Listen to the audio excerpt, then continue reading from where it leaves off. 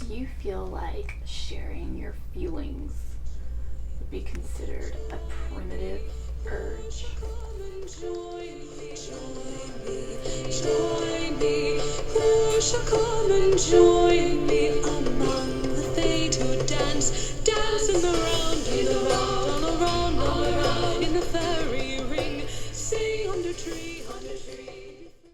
Good morning, welcome to Lost for Words, where we explore great women poets. I'm Sherry Liz, and today we're continuing our journey exploring the poetry of the lovely Miss Sherry Lazarus Ross in her book of poetry, Seeds of the Pomegranate.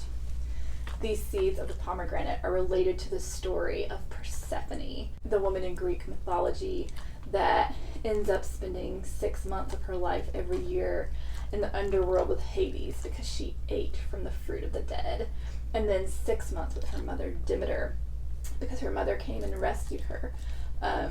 So she gets to return to the earth every after 6 months with Hades, and when that happens, spring and summer happen, and then when she leaves to go back to Hades, that is when winter happens. And that is the mythology that is all throughout this book.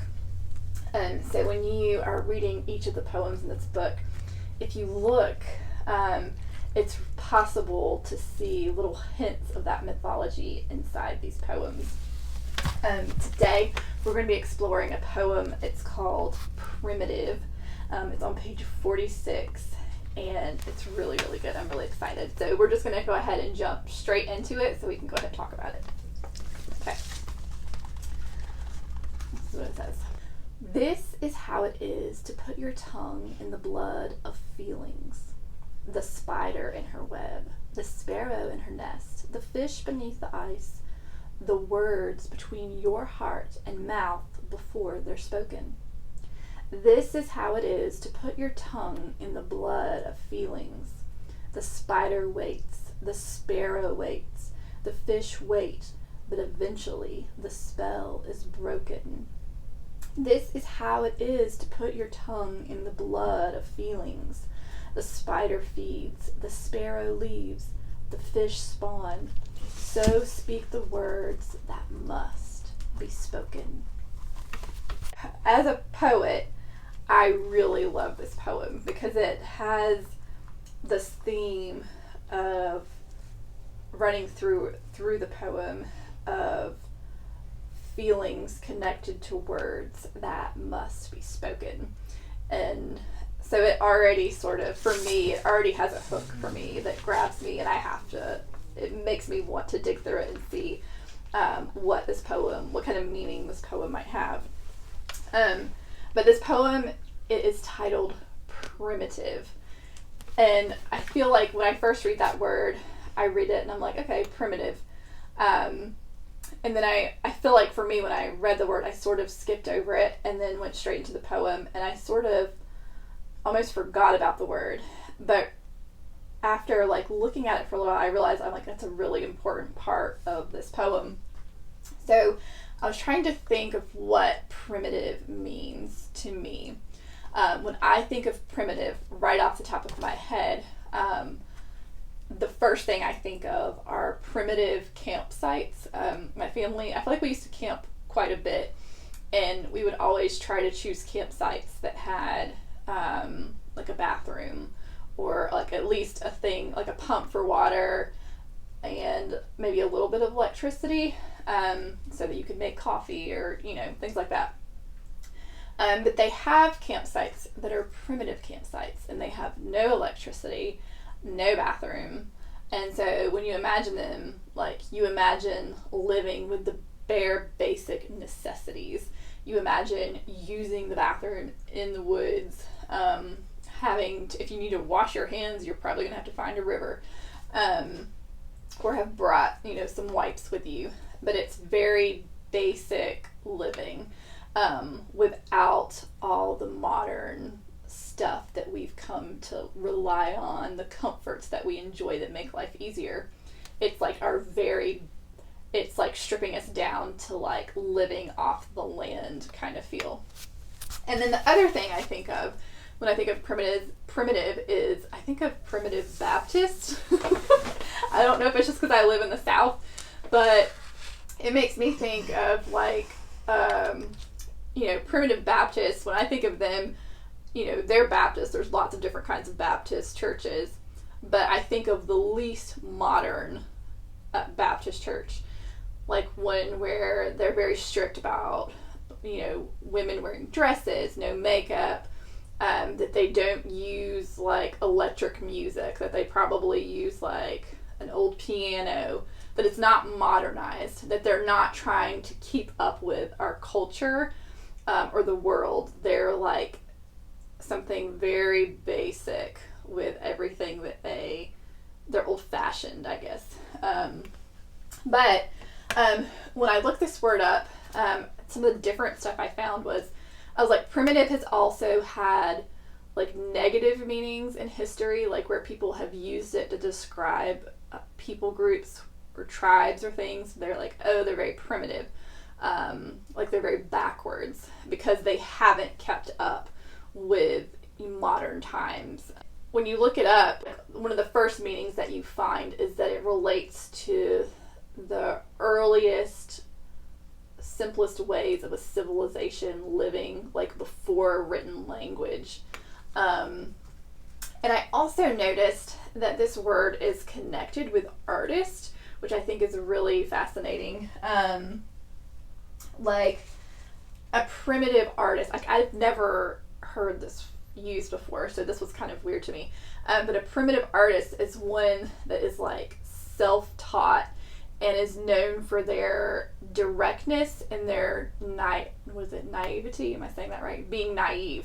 So they create out of this like direct and naive place. They haven't tried to keep up with, what all the other artists are doing, I guess. Something that I noticed also in the meanings that I was finding was like primitive urges are like, primitive is also associated with like our natural urges or our very basic urges, which is like we all have a basic urge to eat. We all need to eat. We all need to use the bathroom. I would probably say even sex is like a natural urge, like the urge to mate and make love. Trying to think what some other urges would be. But in her poem, she relates this basic sort of instinct, this basic urge, that if you put your tongue in the blood of feelings, it's connecting to these words that must be spoken. So let's go ahead and go through the poem and see how she relates this to being primitive. So this is the first stanza. It says, "This is how it is to put your tongue in the blood of feelings." I love that image because I immediately imagine a person's tongue like just like being thrust into blood, like and it also makes me think of the pomegranate, I think, because this book is called The Seeds of the Pomegranate. I know if you notice in the intro when they're opening up that pomegranate, all those red seeds, and that is what Persephone ate when she was in Hades, the food of the dead. And here she's talking, this is how it is to put your tongue in the blood of feelings. So those are some of the images that are conjured in my mind. But it's like the life force of feelings. So if you were to put your tongue in that life force of feelings, this is how it is. And then she says, the spider in her web, the fish beneath the ice, the sparrow in her nest, the words between your heart and mouth before they're spoken. So here you have these places where these animals naturally exist. Like when you think of a spider, you think of its web. When you think of fish, they are in the water, and if it's cold, they're beneath the ice. A sparrow, you imagine this bird cuddled up, living in its nest. And then she compares these animals in their environments, their little habitats, to words that are between our heart and our mouth before they're spoken. So you're imagining these animals in their habitats, in their homes. So you can imagine our words like sitting. This is where they sit, like in this in-between place between our heart and our mouth, like just waiting. There's like a sense of waiting. And which is where she goes in the next stanza. It says, "This is how it is to put your tongue in the blood of feelings. The spider waits. The sparrow waits. The fish wait. But eventually the spell is broken." And it's like, what is the spell? The spell of, like, you can imagine the words just sitting here waiting. The spider waiting. The sparrow waiting. The fish waiting. What are they waiting for? Then she says, but the spell will be broken. The waiting will be broken. This is how it is to put your tongue in the blood of feelings. I'm starting to almost imagine, like, that blood has, like, this life force in it. It's like this electricity. If you were to stick your tongue in this blood of feelings, that there's gonna be a reaction. Like, to feel something, there's gonna be a reaction. She says, this is how it is to put your tongue in the blood of feelings. The spider feeds, the sparrow leaves, the fish spawn. So speak the words that must be spoken. I love this. So now she has these animals that are in their natural habitats, our words in between our hearts and our mouth. And then she says, she starts to describe what it is these animals do in those places. And you can just imagine this spider has caught a fly and it's over there and it's wrapping it up and it's ready to eat it. Like, its primitive urge is to create that web. Its primitive urge is to catch the fly, and then its primitive urge is to eat it. The sparrow, it creates this nest. It's a primitive urge. Like, how does it know to create this nest? How does it know to fly, wherever these sparrows go? These fish, how do they know to spawn? But it's like these natural urges, these primitive urges that are a part of these animals. These things they do because they have to do them. It's inside them to do them. You can't, if you're these animals, you cannot not do these things. Just like a human, like, we have primitive urges to eat and use the bathroom and mate. Like, these are things that are not just going to go away. They're very much a part of who we are, and we're going to do them. And she says, so speak the words that must be spoken. So there's this thing that runs through this poem, that it's like, if your tongue is connected to this blood of feelings, that, like, when you feel something, it's our primitive urge to express something about it, to speak. And which I kind of like the idea of that, because this goes back, the idea of being primitive, like, it's our primitive urge to speak,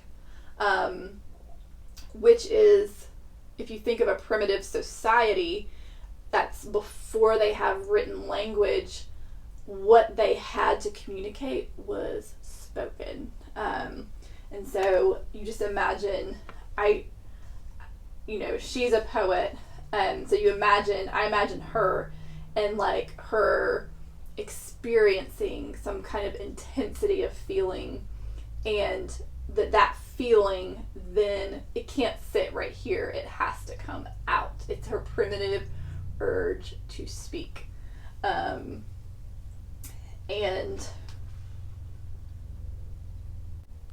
there's something very human about this poem, and I like how she wraps up feelings and speaking together as like a primitive urge, something we must do, like using the bathroom or eating. Just like the spider, like, is never not going to make a web or catch a fly or eat it. Like, when we have feelings, they sit here and they wait and they must be spoken. I don't know, I really, like, I don't know, I feel like this could be headed towards one of my favorite poems. I really like this. Yeah, I feel like it gives really cool visuals, and I feel like this says something, if you are, especially if you're an artist or a poet or a songwriter or somebody who has like a really strong urge to speak or create, I feel like it would be really easy to connect with this poem. But anyways, we are going to stop there. I hope you enjoyed that as much as I did. And we will see you again next week to continue exploring the poetry of Sherry Lazarus Ross. Bye.